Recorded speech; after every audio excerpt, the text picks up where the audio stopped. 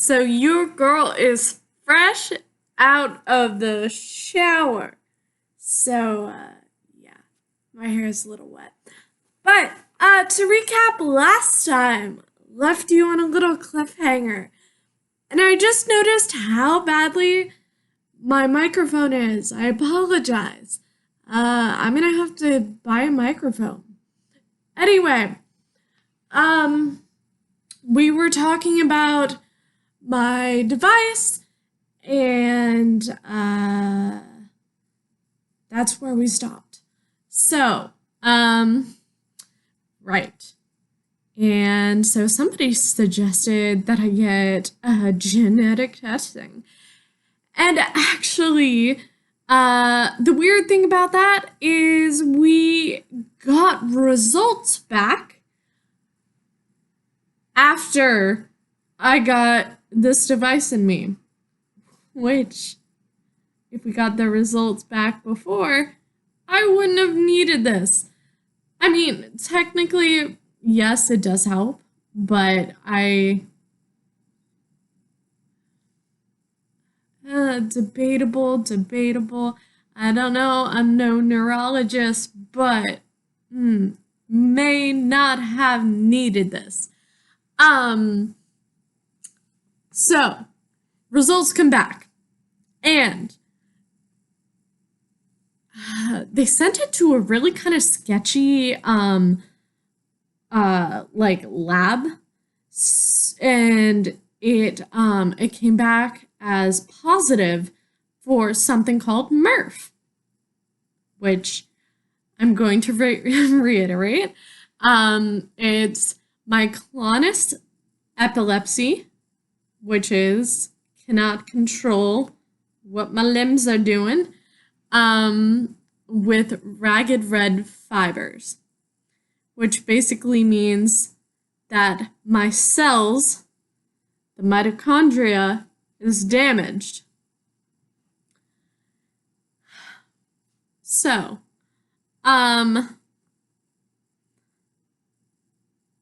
no names will be mentioned in this video because technically we could sue. But my neurologist goes, "Oh, wow, you have MERRF. How are you not a vegetable? Like, technically, people don't make it to their 15th birthdays. I mean, you could live 5 more years, maybe 10 or 20. I don't know. I mean, he was just like throwing numbers out there, but he didn't seem very positive that I would live past like 50. He was just like, yeah, 5 years, maybe 20 at the most. And we were like, I obviously, as a human being with feelings, started sobbing, and I really don't remember what he had to say. My mom was like taking notes. Do you notice how my voice went out? It's been 5 minutes since I was talking. From my device. And so I was like, oh my God, I'm not gonna live. I'm not gonna live to be 30. Oh my God. What's gonna happen? Am I gonna be wheelchair bound in like 2 years? Like, so many thoughts were going on in my mind. Like, I even texted my boyfriend and I was like, I don't know if we should be together. I don't think you deserve me because of this and blah, blah, blah. And like, that was just the first thing that popped to mind because I was like, oh, I'm dying right now. So you should probably go live your life while I go die. So, um, yeah, probably shouldn't have said that to him. Sorry. Um, but I was spiraling. Um, and so we get in contact with UMDF, which is United Mitochondrial something Foundation. Um, and it's a long journey. We get in contact with, um, they put me in contact with people kind of my age who have different mitochondrial disorders, but not the same as mine, because mine is like the rarest of the rare. So some with MERRF. I honestly don't really know what that is. Um, and other. Um, and so it's really cool being in touch with other people who are in college. And I was looking up online on YouTube, and I couldn't find anything other than like terrifying. There were no resources out there that were my age. And so I was like, okay, um, I'm freaking out. Can I still go to grad school? I don't know. Um, then we found the Cleveland Clinic. Oh, Cleveland Clinic, great, amazing. So eventually we made our way up there to get some answers, and they ended up doing more genetic testing because they were like, yeah, that first place you went to, really sketchy. So we want to make sure that this is correct and see how damaged your cells are and blah, blah, blah. So came back positive again, unfortunately, but at least we had the answer. And I had a mitochondrial doctor, and mitochondrial doctors are like really hard to come by.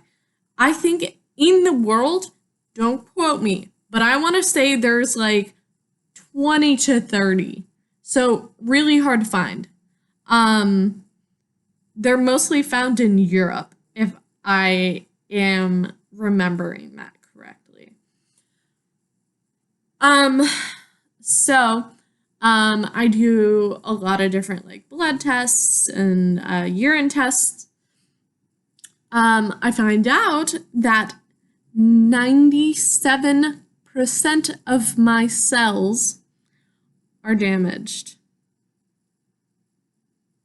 And then I do a bunch of other like really weird tests, like jumping up and down on like a foam platform, and I was offered to go on a clinical trial because I would be a really good candidate, but then that would mean I would have to take school off. And it's like, do I do it for the greater good, or do I live my normal life? And like, I would have to fast for like 10 hours during the day. And one of my triggers is like, if I don't eat, I start getting really jumpy. Like, that's when my clonic jerks come out. So, I decided, yes, I would love to do a clinical trial for the greater good one day, but I want to live my normal life and finish grad school and not just always think about my health, because my health does not define me. It's a part of me.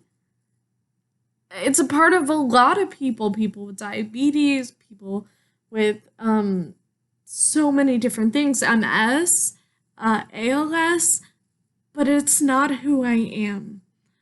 Um, so we got a lot of answers. Um, I see there is no cure, there is no treatment. Um, I just have to be monitored and take certain supplements. Um, my doctor is,